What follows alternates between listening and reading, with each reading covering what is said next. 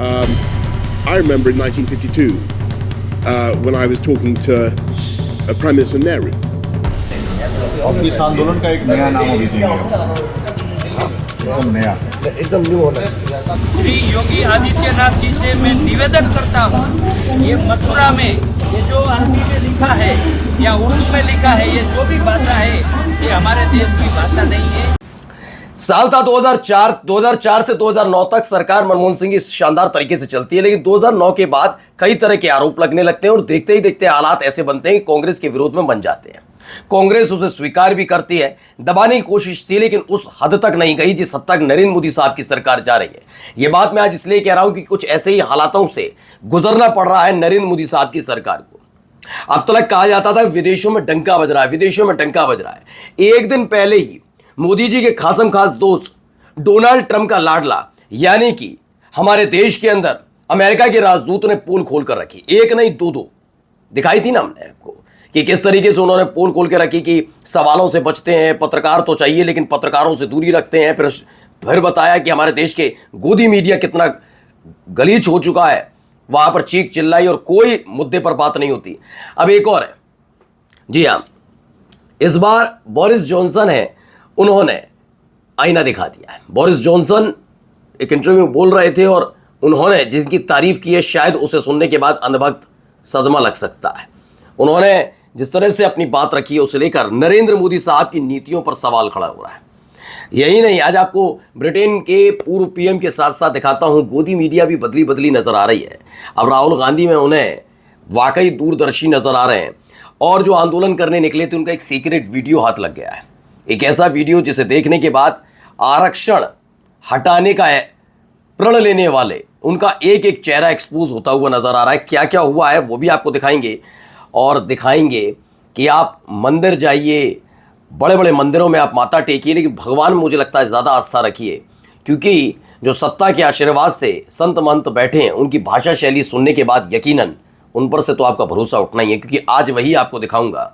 नमस्कार, मैं हूं प्राज्वल गौतम और आप देख रहे हैं the live TV. The live TV, सच सबसे आगे। ये एक बयान है बोरिस जॉनसन का है और ये बहुत महत्वपूर्ण हो जाता है बोरिस जॉनसन का बयान ऐसे वक्त में जब फिलहाल अभी प्रधानमंत्री नहीं है ब्रिटेन के, लेकिन इन्होंने जो बयान दिया है तो सुनिए। I remember in 1952 when I was talking to Prime Minister Nehru, and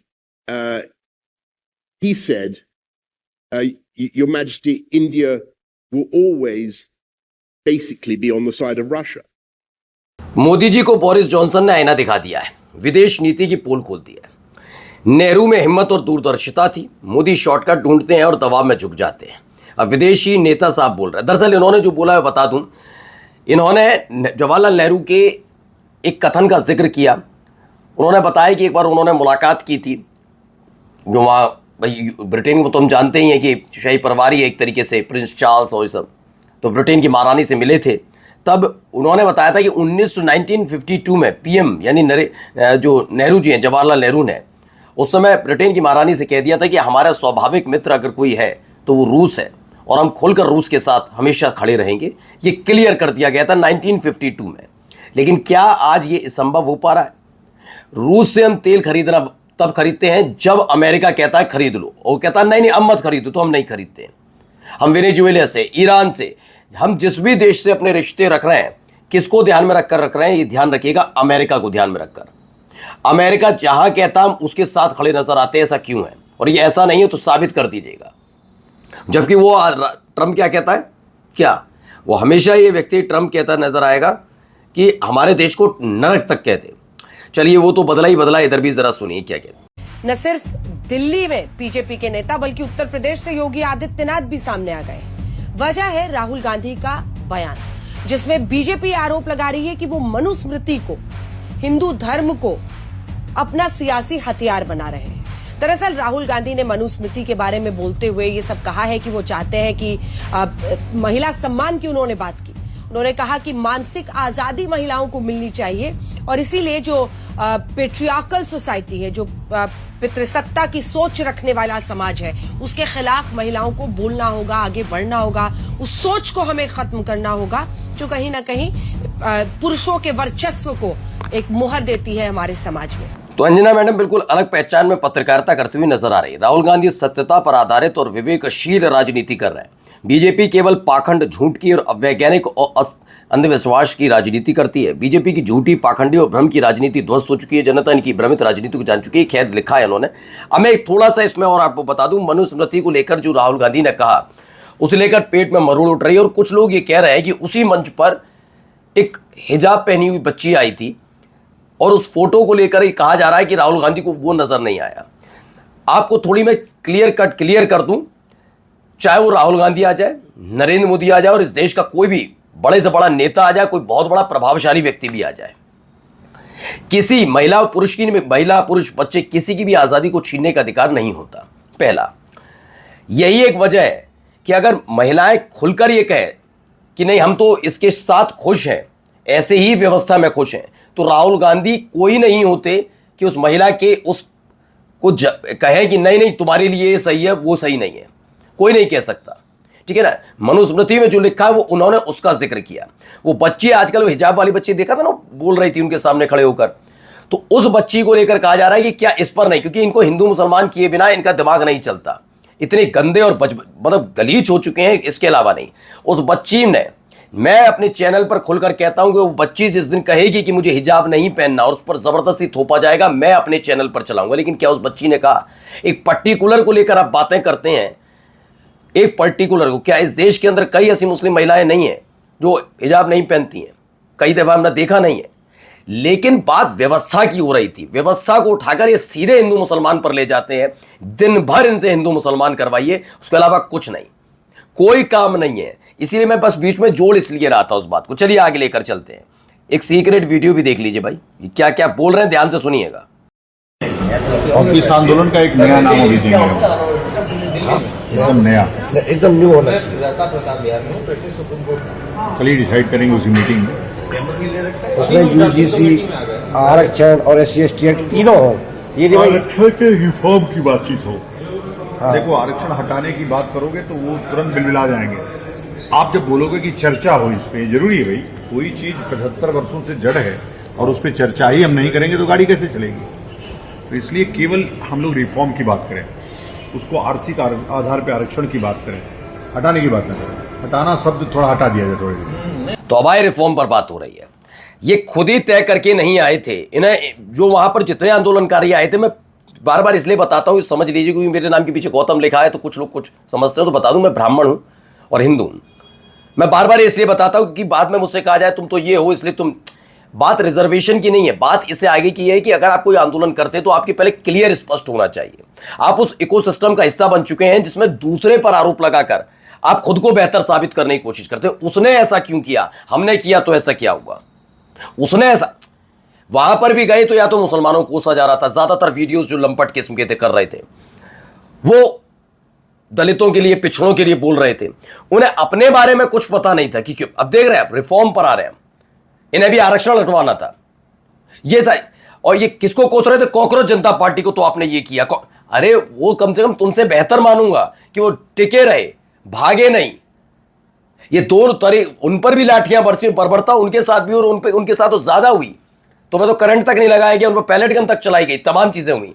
तो तुलनात्मक मत करिए। आप अपने आंदोलन के प्रति स्पष्ट थे ही नहीं कि आरक्षण हटवाना है, आरक्षण के खिलाफ खड़ा होना है, रिफॉर्म की बात करनी है, आर्थिक आधार पर आरक्षण का समर्थन, कुछ नहीं पता। तो आ गए उठ के, सब उठ के आ गए एकदम।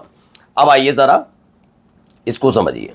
तो यहाँ पे हमें दो लोग दिखे हैं जो प्रोटेस्ट में खाना देने के लिए, मतलब सारा व्यवस्था लगाया जा चुका था। क्या कह रहे हैं सर? भाई मेरा नाम कविंदर सिंह है, ये मेरी वाइफ रिचा जादव है। हम प्रोटेस्ट में जो लोग आए थे उनको खाना देने के लिए आए थे। ये देखो खाना पैक करा के लाए, लेकिन यहाँ पे मतलब पुलिस ने सब कुछ बंद कर रखा है, तो खाना वाना किसी को देने नहीं दे रहे यहाँ पे। अब मतलब इनका कहना है कि धरना मतलब खत्म हो गया है, क्योंकि मैं 1 घंटे। तो धरना खत्म हो गया है, ये सारी चीजें।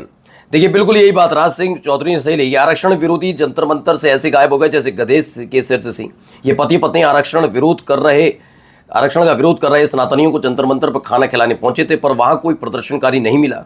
जिस सरकार में किसानों ने पुलिस की लाठियां और इन्हीं सनातनियों का विरोध कर मुकाबला कर 13 महीने का सफल आंदोलन किया, वही सनातनी 13 घंटे भी नहीं टिक पाए और भाग खड़े हुए। सनातनी शब्द का इस्तेमाल मत करिए, सनातनियों में सब आते हैं, कोई किसी का कॉपीराइट नहीं होता कि ब्राह्मणी सनातनी होगा या ठाकुरी सनातनी होगा, सब सनातनी होते हैं। और मैं तो फिर कहता हूं कि किसानों के साथ साथ आप देखिएगा आंदोलन, मैं तो सफल आंदोलन दो ही मानता हूं, एक सफल आंदोलन किसान वाला और छात्रों वाला, क्योंकि उनकी मंशा स्पष्ट थी। उनका कहना 3 कृषि कानून हटवाने हैं, इनका कहना था कि धर्मेंद्र प्रधान का इस्तीफा होना चाहिए। ये 2 क्लियर थे, इनका क्लियर ही नहीं है। बस आ जाओ, ये दिखाओ कि हम कितने ताकतवर हैं। अरे ताकत है, बिल्कुल है, आप देश की जनता हो, आप लोगों ने ही चुनकर भेजा, आप ही हितैषी बने रहे बीजेपी के, आप ही हितैषी थे मोदी, आप ही लोगों ने 2014 में नारे दिए थे, हर हर मोदी, घर घर मोदी। सोचिए, भगवान तक आप बनाने के लिए तैयार तो आपकी जिम्मेदारी, आपको मतलब अब जवाब अधिकार बनता है कि आप ये करिए, लेकिन स्पष्ट तो रखिए, फलाना ऐसा क्यों है, हम ऐसे, हमारे साथ ऐसा क्यों, ऐसे कोई अधिकार थोड़ी ना मिलता। आपने कभी सुना था कि कांग्रेस जनता पार्टी के अभिजीत दीपके ने कभी ये कहा कि उनके साथ ऐसा क्यों रहा, इसके साथ क्यों नहीं ऐसा हो रहा? उन्होंने कहा बस हमें धर्मेंद्र प्रधान का इस्तीफा चाहिए, उसी पर टिके थे। अब जरा देखिए, जरा जिन पर भरोसा करते हो कैसे कैसे लोग हैं, जरा सुनते चलिए। ये अयोध्या में कार्यक्रम करना जरूरी था क्या? संविधान मेरी बात सुनो तो। इतना अरे भाषा भाषा भाषा भाषा को मर्यादित रखें, भाषा को मर्यादित रखें। राजू दास जी भाषा को मर्यादित रखें। कुंवर सिंह जी, आपसे भी कहूंगी इस तरीके से बात ना करें, वो बीच में बोल रहे हैं, मैं उनको चुप कराऊंगी, पर इस तरीके से बात ना करें। राजू दास जी आप महंत है, शोभा नहीं देता आपको इस तरीके से बातें करना। अब क्या डीडी न्यूज ही है शायद, हाँ डीडी न्यूज ही है, देख लीजिए, डीडी न्यूज यूपी, वहां पर ये कौन है, महंत है। ये कौन महंत है? ये हनुमानगढ़ी का महंत राजू दास। और ये राजू दास के बारे में बता दूं, ये इसकी मानसिकता कितना विकार है। ये एक बार मुलायम सिंह अखिलेश यादव की पत्नी और उनके परिवार के लिए, महिलाओं के लिए ये गंदी बात बोल चुका है। ये बहुत गंदा बिजाती मानसिकता का व्यक्ति है। ये संत के भेष में मैं इस आदमी को मानते हुए पता नहीं क्यों हनुमानगढ़ी जैसे पवित्र स्थान पर की जिम्मेदारी इस व्यक्ति को दे रखी है। कैसे वहां क्यों बैठा है? क्योंकि वहां पर सत्ता में जो बैठे हुए हैं उनका लाडला है। अदरवाइज इस व्यक्ति के साथ आप कहेंगे उन्होंने चुप कहा था इसलिए, हाँ चुप कहा था तो उसी भाषा शैली में जवाब दिया जा सकता था। जो छूटते ही मां बहन की गले हम आहत नहीं होंगे। ओ कल्चरल शॉक नहीं लगा क्या मोदी जी? कल्चरल शॉक लगवाइए ना, बच्चों से आप कल्चर का पाठ पढ़वाएंगे। कल्चर हनुमानगढ़ी का महंत जब बोलेगा तो कल्चरल शॉक नहीं लगता ना। ये देखिए आगे आइए, जरा इनको देखिए, इनकी भी भावनाएं आहत होती हैं। उत्तर प्रदेश के यशस्वी हिंदुत्ववादी मुख्यमंत्री श्री योगी आदित्यनाथ जी से मैं निवेदन करता हूँ, ये मथुरा में ये जो अरबी में लिखा है या उर्दू में लिखा है, ये जो भी भाषा है ये हमारे देश की भाषा नहीं है। इसको तत्काल रेलवे और उत्तर प्रदेश की सरकार बदली करे और अगली बार हम आएंगे ये नाम नहीं होगा। अब देखिए, इस आदमी को ज्यादा जानकारी है। उर्दू किसने कहा, जाके पढ़ लेते, थोड़ा पढ़ाई मैं कहता हूं। इसीलिए ये वो जनरेशन के लोग, किस उम्र का होगा पता है। यही तो बात है कि आज का जो नई जनरेशन है वो पढ़ी लिखी है, वो सब चीजें पढ़ती है, देखती है, उसके बाद बोलती है। हाँ, उनका बातें करने का तरीका अटपटा जरूर हो सकता है, वो शायद आपके साथ ओवर फ्रैंकली हो लगते होंगे या बोलते होंगे, कुछ अलग तरह के टाइप्स के वर्ड्स बोलते हैं जो आपके और हमारे कुछ समझ में नहीं आते। लेकिन हमसे ज़्यादा बुद्धिजीवी में आज के दौर की जेंजी करके जो जेंजी का नाम लेकर उत्पाती बताने की कोशिश की जाती है, जेंजी जो है ये बहुत ज़्यादा हमसे ज़्यादा मुझे लगता है विवेक रखते हैं, हमसे ज़्यादा पढ़े लिखे हैं। इस आदमी को पता होना चाहिए, चाहे वो हिंदी है, उर्दू और अंग्रेज़ी, ये तीनों ही भाषाओं के तौर पर दर्ज है। हमारे देश की भाषा क्या होती है पता भी है नहीं, बस बोलना है, बोलने के अलावा आता ही क्या है। नमस्कार।